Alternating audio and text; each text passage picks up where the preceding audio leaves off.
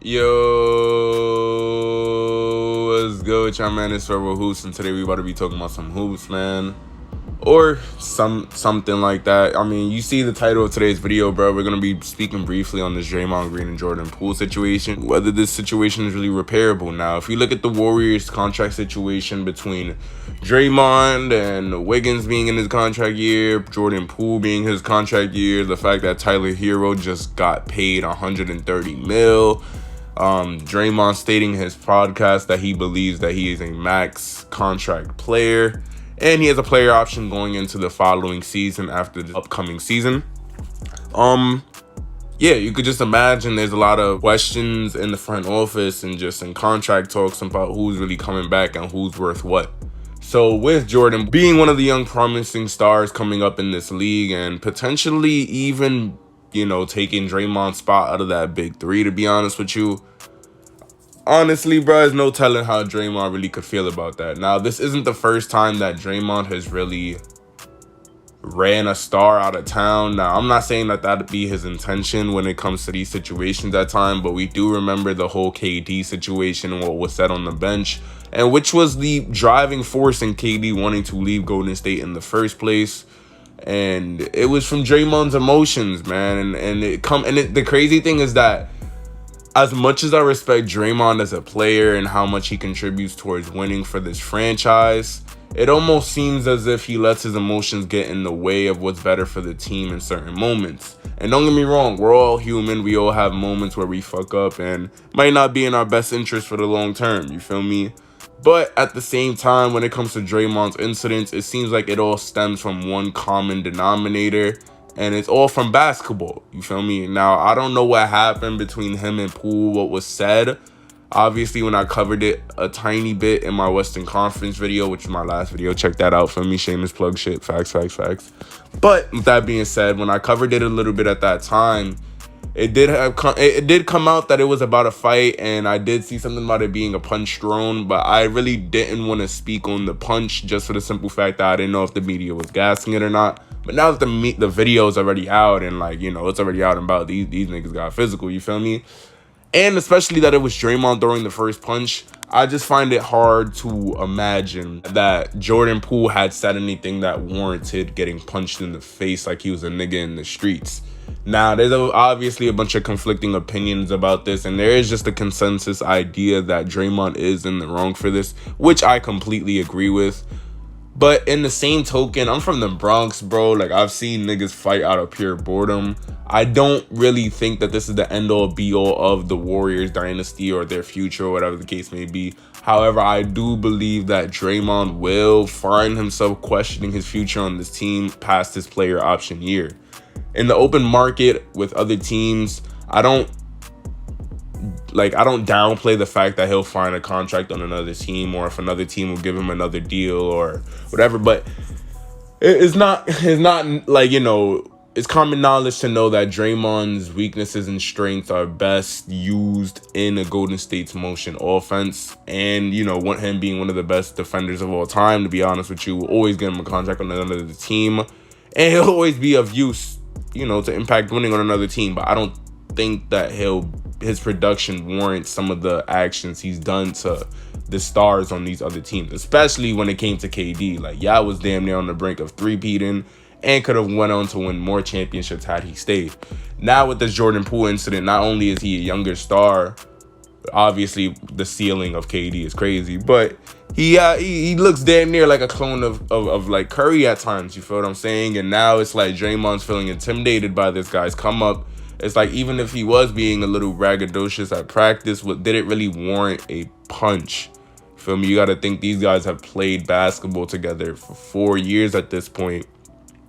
And even in times when Curry was hurt and Poole really had to work hard to get to the position he's at, feel me? Like, we should be wanting him to feel himself, you feel me? Now, obviously, if it's at the detriment of the team, he's calling niggas trash every day, he's hurting team chemistry as an overall aspect, then yeah, obviously you want to control that. But even then, you don't want to punch the nigga, especially if you're a veteran. Like, this situation should be happening if the shoe's on the other foot with Jordan Poole. He's young and they're more times than not gonna be making dumb decisions. But Draymond, really, you know what I'm saying? Like, you can't really even compare it to the Jordan and Steve Kerr situation, because Jordan was literally a superstar and the franchise player of that team.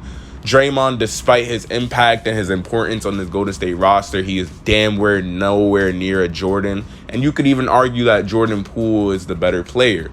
But, I mean, obviously, Draymond's the better overall if we're talking about defense and passing. But that's a story for another day. Regardless, Poole is the future star they plan on building around of the big three getting older. So if you really giving him a reason to maybe want to go to another team, it's like, bro, what is you doing? You feel what I'm saying? Now, obviously, this team has other young stars that they can put their marbles in, but contract situations for the whole roster past the next 2-3 seasons for now, it's going to get a little, you know what I'm saying? Like, it's going to get a little dicey, you feel me? Curry had an interview shortly after the situation happened, and he kind of downplayed the situation having an impact on the chemistry. But I'll be real with you, bro. Bro punched him in the face. Like, that's your teammate, gang. Like, that's pretty heavy. I ain't gonna lie. Opponents, I could just see heat of the moment. Okay, stranger, cool. And again, like, you know, if it was something personal, but practice, man, or if it was exchanged off a word. But if they was able to make amends and Poole accepts Draymond's apology, and it was reported that they finished practice that day, maybe there is a chance that the media is making this bigger than it is, and maybe it doesn't really have a genuine impact in the locker room for the long-term presence. But I do find it hard for Poole to really just forget about. But yeah, man, Draymond definitely could have handled this situation a lot better. I do see some people saying Poole should have been already on time, and as soon as Draymond was in his face. And look, I mean, look, it's two sides of the spectrum. I don't know where Poole's from, and I'm not sitting up here saying you got to be gangster for you to do this, but I doubt that Poole really thought that Draymond would take it there, especially if you look at the video. Like, you got to think these dudes played 4 years together. This is his vet, bro. Like, he obviously understands that Draymond is someone with a strong personality, but thinking the dude is going to punch him in the face is probably one of the last things he expected, especially even with him getting in his face. Now, if you're chilling outside in the club and a stranger's moving like that, then obviously everything is warranted. What happens and whatever happens, happens. But that situation, I mean, he shoved him. You would just expect a shove back. So, dude punched him on some shit, bro. Like, you really don't expect that, especially in a practice setting. Like, dudes fight, even in basketball, it's a competitive sport. Dudes get, you know what I'm saying? But, man, I just don't think that he said anything about Draymond's wife, Draymond's kids, Draymond's personal character, or a personal past. I wasn't there in person, but I highly doubt Jordan said anything that was very personal. And despite Draymond apologizing, I just don't think shit will be the same. Like, they're grown men, they're professionals. I'm not sitting up here saying that the Warriors are going to be going from a championship team to like a play-in team, but I doubt this is something that Jordan Poole will ever forget. This will play a factor in contract talks, with whether it's with the organization, Jordan Poole, Draymond Green, whether somebody's coming and going, who knows. But it's just going to be a weird tension, you know what I'm saying? Especially even when the whole KD thing happened a couple years back. Like, obviously, they were still a great team coming out of the West. But, you know, it's going to just be that awkward tension in the locker room or in certain conversations. Or living in the media era that we live in today. You see it on TikTok. You're reminded of it in press conferences and just interviews. You feel me? Now, I don't know how that conversation went in personally, but do I think this situation is repairable? Yes. Now, just in the simple fact that, like, it really just plays a factor in how much Jordan Poole wants to be here. It's clear that Draymond wants to play for Golden State, but it's really just up in the air about his worth and whether the team would give him what he thinks he's worth contract-wise. But Jordan Poole, on the other hand, you know, he's seeing RJ Barrett just got signed, Luka, Tyler Hero. I mean, he's going to get enticed to really see what he's worth probably in the open market. Not to say that he's not feeling Golden State, but you can't really blame the man. It's a business at the end of the day, and he has no real locked-in loyalty to this team, especially after the situation. Again, when it comes to my respect for Draymond, man, I don't know dude personally, but he's a winner, bro. He definitely does impact this franchise's success, despite him going up in age and what his box score numbers might show. They do need him on the team. You have Kuminga, who really could take his spot, but defensively, passing-wise, I mean, that's questionable. But regardless, I mean, hey man, they definitely could use Poole in the long term more than Draymond. So Draymond, get your shit together, bro. You don't want to run another star out of town because you are essentially shooting your team in the foot.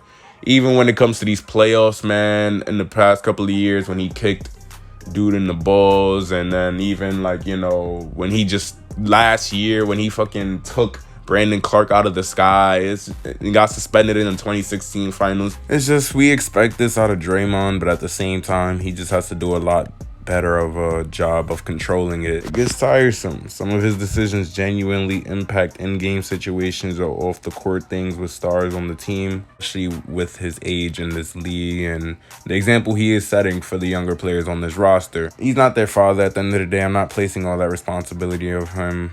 Just for some accountability, you feel what I'm saying? And in this Jordan Poole situation, I do understand his value as a vocal leader on this team, but he's a pivotal part of their success. I don't want to downplay that. Yes, Jordan Poole can become the third best player, second best player on this team next season, who knows? But if you're going to be a winner, and especially at the NBA level, you got to do what's best for the team on and off the court. That being said, you let me know your opinion down below. What do you think is right for Golden State to treat this situation in? I don't think he should be getting fired or this would jeopardize his future in the NBA getting another contract or anything. But at the same time, it is going to be weird chemistry, you feel me? If you're new to the channel, man, stop acting brand new. Subscribe to the channel. We get litty in this section. Leave a like down below if you enjoyed the video. And if you ain't brand new, welcome back to the channel, you feel me? That being said, I hope you guys enjoyed the video. I'ma holla at y'all. Y'all be easy.